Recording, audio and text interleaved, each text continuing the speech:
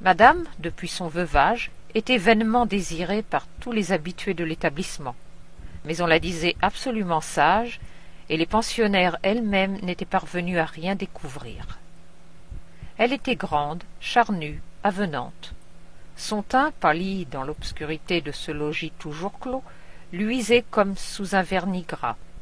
Une mince garniture de cheveux follets, faux et frisés, entourait son front, et lui donnait un aspect juvénile qui jurait avec la maturité de ses formes.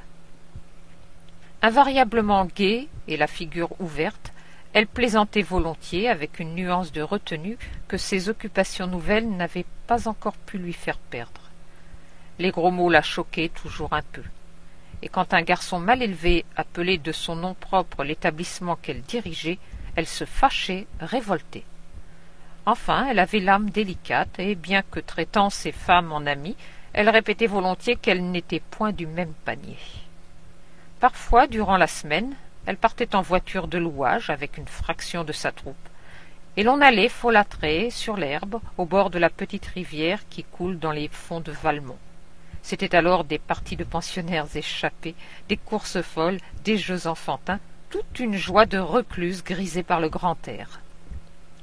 On mangeait de la charcuterie sur le gazon en buvant du cidre, et l'on rentrait à la nuit tombante avec une fatigue délicieuse, un attendrissement doux. Et dans la voiture on embrassait madame comme une mère très bonne, pleine de mansuétude et de complaisance.